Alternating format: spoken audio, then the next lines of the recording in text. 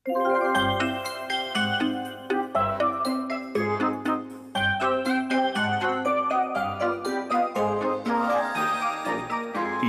Mirudika.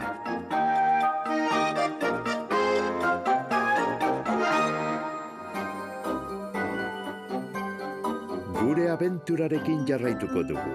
Gaur, Afrikara goaz, Uagadu eskualdera, Bambara tribuaren lurraldera. Orain urte asko, Uagadu Afrikako eskualderik aberatsenetakoa zen. Baina ez zen aberatsa bertakoen lanagatik, Bida izeneko ibai suge erraldoi bategatik baizik. Eskualdea zeharkatzen zuen ibaian bizi zen. Uagadu eskualdean 7 tribu bizi ziren eta denek gurtzen zuten Bida. Jakina, berak ematen zien euriata. Euriak bustitzen zituen kotoi soroak, hortuak eta fruta arbolak. Euriei esker, Uagaduko biztanleek beti zeuzkaten arropak janzteko eta gauza ugari jateko. Bakean bizi ziren oparotasunean, Uagaduk paradisua zirudien. Sugea eta dontzeila. Euria ematearen truke, Bidak opari bat bakarrik eskatzen zien eskualdekoei udaberri oro. Inguruetako dontzeilarik politena berak jateko. 7 tribuek txandaka betetzen zuten sugeak eskatutako sakrifizio ikaragarria. Halaxe jarraitu zuten urteetan, eta azkenean Bambara tribuaren txanda heldu zen. Eurak ziren denetan ausartenak. Ordua heldu zenean, tribuko agure guztiak batu ziren sakrifiziorako dontzeila aukeratzeko. Luzaro hitz egin ondoren, zaharren aurreratu eta Xia aukeratu zutela esan zuen. Xia, Bambara tribuko neskatxarik politena zen, zalantzarik gabe. 16 urte zituen, begi beltzak eta ilekizkur luzea, zinta politekin batuta. Haren edertasunak, tribuko gerrari gazte guztiak liluratuta zeuzkan, Amadu zangarra besteak beste. Edozer egingo zuen Xiagatik. Maite minduta zegoen erabat, horregatik sinetsi ezinik geratu zen Bidari eskaintzeko aukeratu zutela entzun zuenean, eta erabakiaren kontra jaiki zen. Ez zela bidezkoa zioen eta edozer egiteko gertu zegoen, sugeari ez zion utziko neska jaten. Horretarako biderik egokiena sugearen beraren kontra joatea izango zen.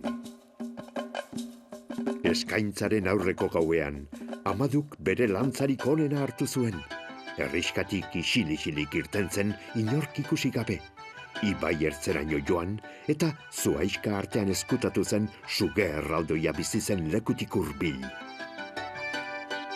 Zelatan egon zen gau guztian ezelako zarraparrarik egin gabe.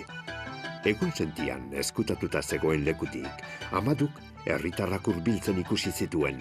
Xia zeramaten sakrifiziorako jantzita. Ibai ertzean zurezko baltsa baten gainean utzi zuten. Bereziki egina zeukaten egun horretarako. Handik laster, sugeak burua atera zuen ibaitik. Danborrotxek eta herritarren eskaintza kantuek esnatu zuten.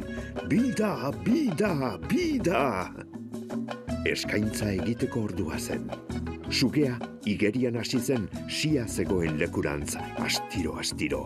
Bida, bida, bida! Zioten tribukoek. Baina sugeak ahoa ireki eta neska osorik irentsi behar zuenean, Amadu eskutalekutik irten zen eta lantza jaurti zion indar guztiarekin. Mutilak punteria bikaina zeukan, lantzak bete-betean jo zuen sugea eta lepoa alderik alde zeharkatu zion. Bida hilzorian zegoen lantza lepoan sartuta, baina hitz egiteko indarra izan zuen. Lepoa apurtu didazu, badakizu zer egin duzun. Nork ekarriko ditu orain lainoak eta euria, nork bustiko ditu kotoi soroak, hortuak eta fruta arbolak. Zer jango duzue, zer jantziko duzue. Eta hitz horiek esan da, Bida hil egin zen. Arrezkero ez dutela inorik ez euririk izan Uagadun. Ibaia lehortu egin zen eta lehorteak lur guztiak elkortu zituen. Uagadu basamortu bilakatu zen. 7 tribuetako agureek traizioa leporatu zioten Amaduri eta Xiari eta eskualdetik bota egin zituzten. Baina beste herrialde batera joan eta han pozik bizi izan ziren. Bi gazteon maitasunak betiko aldatu zituen Uagaduko tribuen tradizioak. Bida hilda, 7 tribuetako kideek euren burua babesten ikasi behar izan dute. Orain, zoria euren eskuetan daukate.